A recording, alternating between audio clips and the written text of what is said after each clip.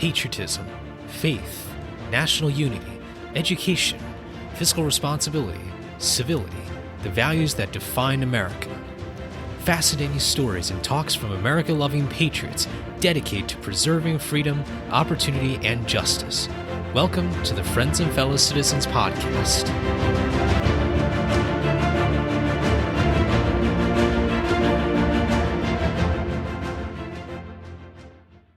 Hello, everyone, and welcome to episode 129 of Friends and Fellow Citizens. I'm your host, Sherman. Thank you all so much for joining me for this rather special solo episode.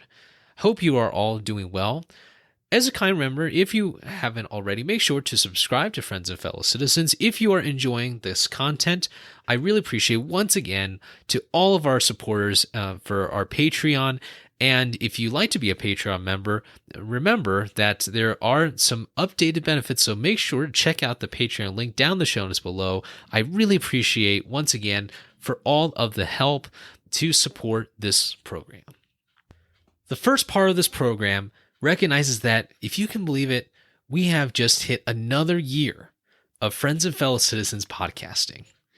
We started this program on August 31st, 2020, and whether you've been here since episode 1 or this is your first ever episode, thank you all so much once again for another great year of this podcast. It's hard to believe that we have hit 129 episodes as of this episode, and I just can't wait to really see what we produce in the next year. We really have just added on to the incredible guests and content that we've had since August 31st, 2020. And it's just hard to believe that 3 years go by, and it feels like I just started the podcast maybe 6 months ago. It's hard to believe that we have reached this level. And there's so much more to come. But before we move on, I'd like to once again recognize all the guests who have been on this program for the past year. And so, as a bit of a tradition on Friends and Fellow Citizens, I have compiled a bit of a highlight reel of just some of the content that has been produced by our guests on our interview episodes. And I'd like to play that for you right now. The best strategy for not just educating between generations, but across careers, across cultures, is teaching people how to have a growth mindset and how to accept information.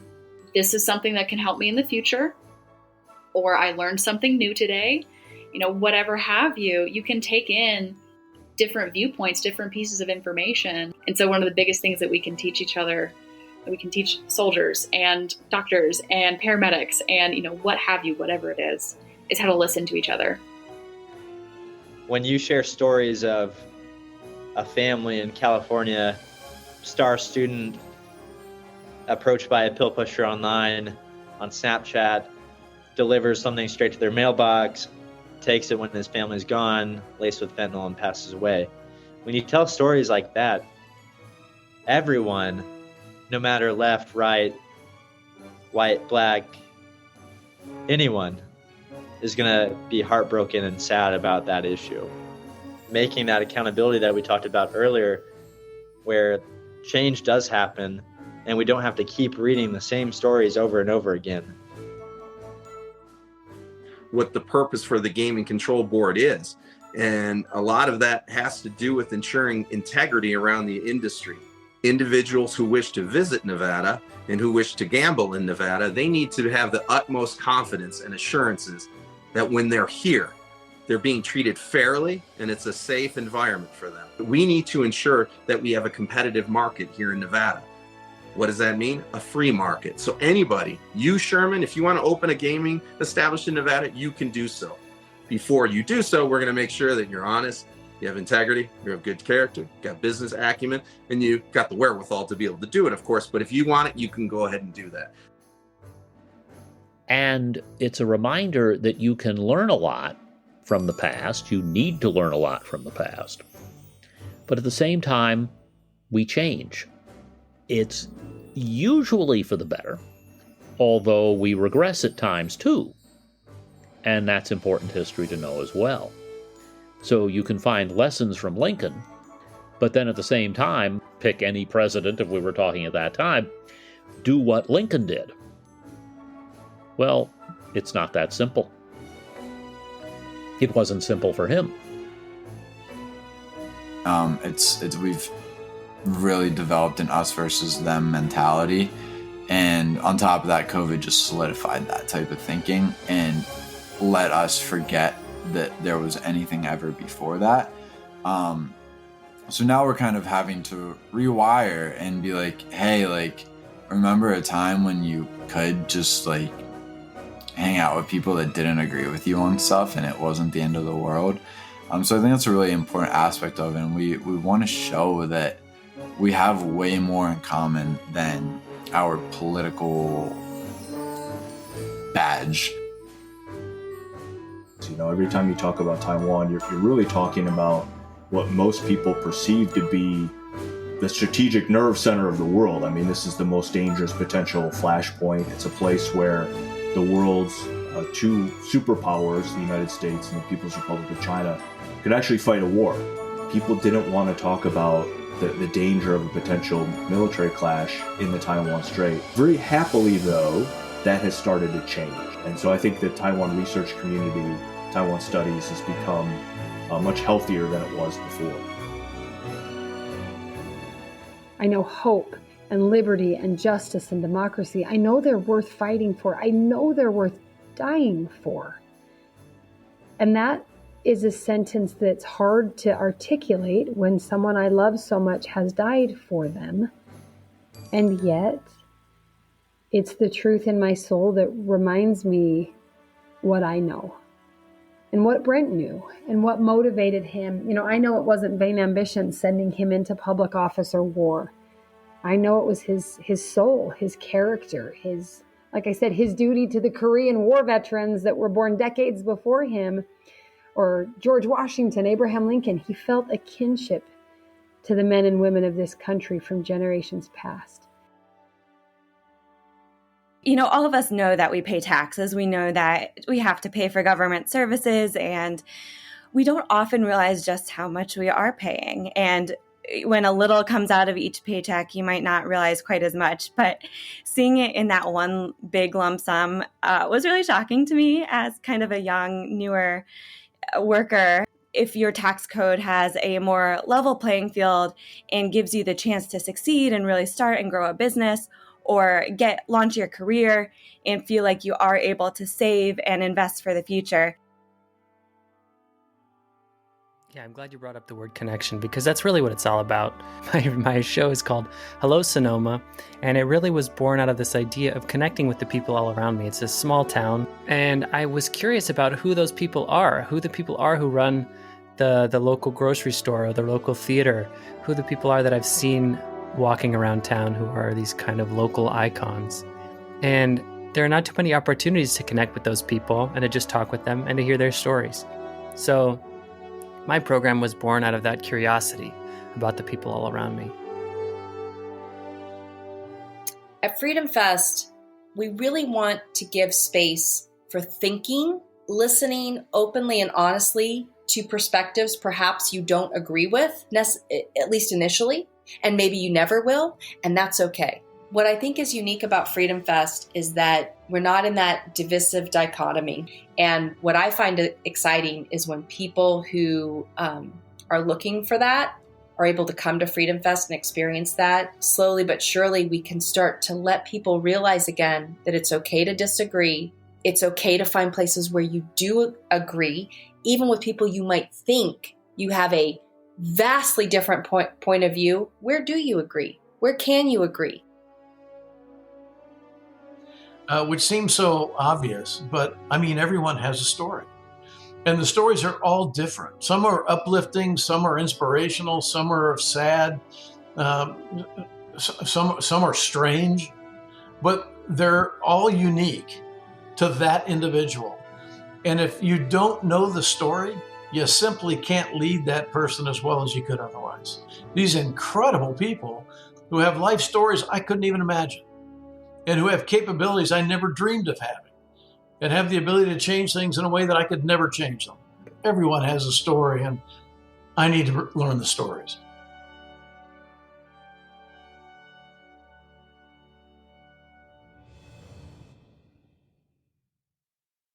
I hope you enjoy that. And once again, a big, big thank you to our podcast guests.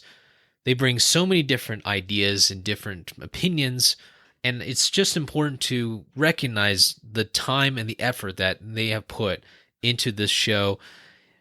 A lot of them I've reached out just with cold email, and so for them to be able to come onto the program and to share their ideas, that I think means so much to all of us. And now for the second part of this program, I'd like to take a bit more of a reflective approach here.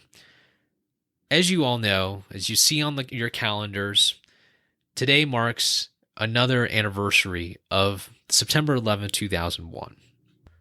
I'd like to invite all of you to join me in a brief moment of silence as we remember the victims and the heroic efforts we saw on that historic day.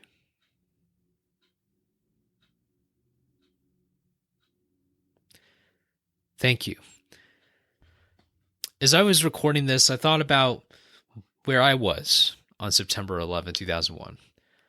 I had just turned 4 years old about a week before, and so I was in school just like any other day. And I remember my uncle picking me up from school, but it wasn't the final class or even in the afternoon. It was sometime in the morning. I didn't really recall what exactly happened, but I do recall me going to school early and coming back home early, not knowing that something tragic has happened thousands of miles just on the other side of the country, in New York, in Washington, D.C., and in rural Pennsylvania. Even though I was so young at the time, I feel it is not only an obligation to recognize this historic day, but also to remind other people that there is still a huge fight for the freedoms that we cherish so much. Every time we think about September 11th, I know that there's people who have all different kinds of emotions, and I just want to share a couple thoughts with you as we reflect on this day. And we will perhaps reflect for a very, very long time. But I believe it's important for us to spend even just one day out of every year to remember not just that day, but really the amazing heroes who we lost, but whose legacies still continue to this day. The first is that as time goes on, one of the big concerns that I feel, and I think others feel too, is the concern that younger generations, future generations, will not reflect on this day as much as perhaps other generations have. And while it's true that over time, as people are born after that day, they learn about through the history books or through oral histories, but I believe it's important to continue to reinstate what it is that we hold dear here in America, to reaffirm those values of freedom and those ideas of unity. So much we hear nowadays about division and the polarization and the partisanship that happens nowadays in Washington, D.C. and across the country. But when we reflect on this day, I really hope that we preserve as much as we can that sense of unity that while I was young at the time, I can't begin to imagine what that unity was like on that day and the days and weeks after. I remember when I first heard about September 11th, I couldn't begin to imagine how people like that could even exist.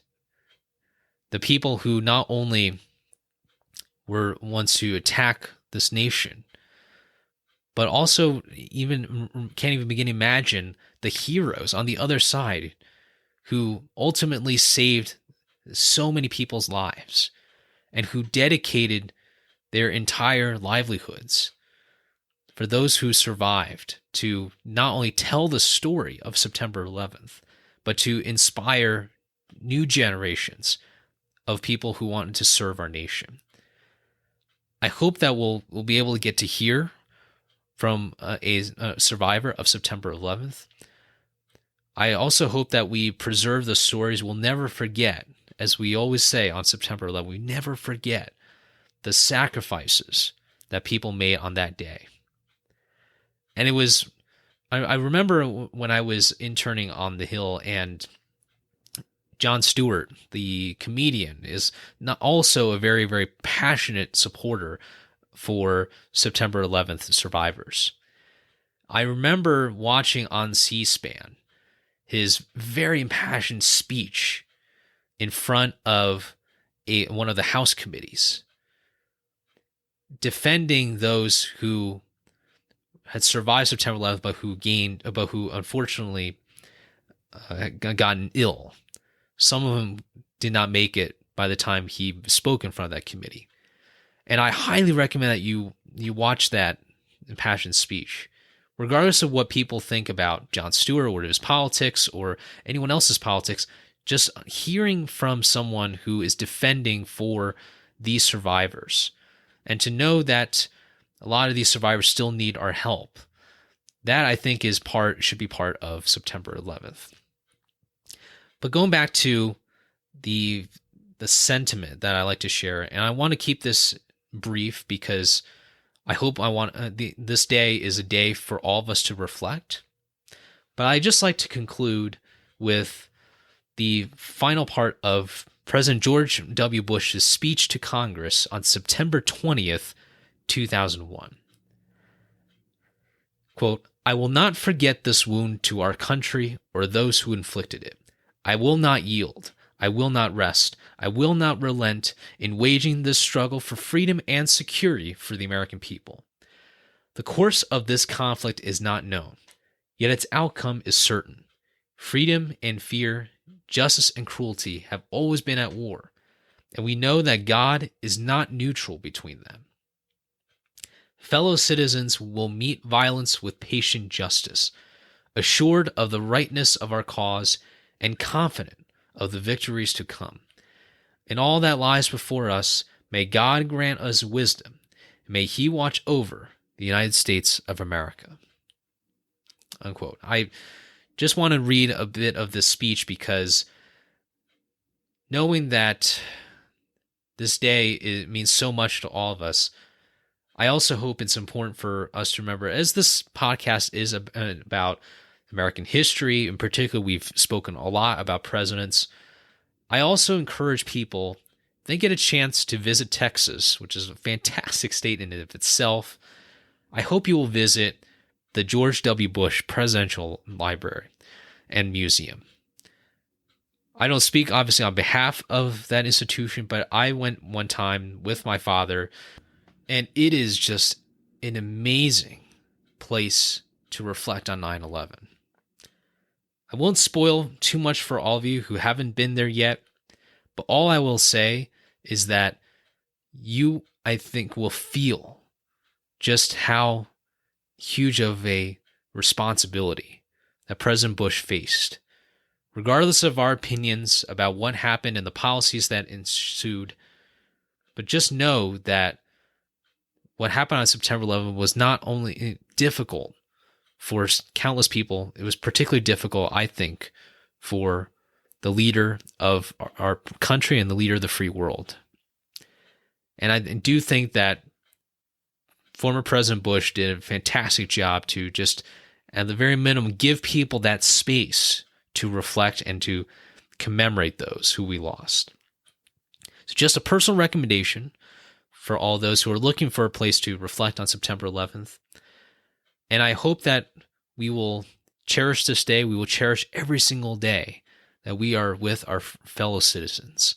We cherish the freedoms that we are given by God and by our country and by those that are protected by the Constitution, and that we will cherish this great land and this amazing country that we are blessed with every single day. And with that, thank you all so much for listening to this episode. I hope you enjoyed listening to some of the excerpts from our guests for this past year of Friends and Fellow Citizens, as well as hope you will all have the opportunity to reflect on September 11th and the significance it has to our country's history and culture. And please remember, a day in America is always better when we are with our friends and fellow citizens.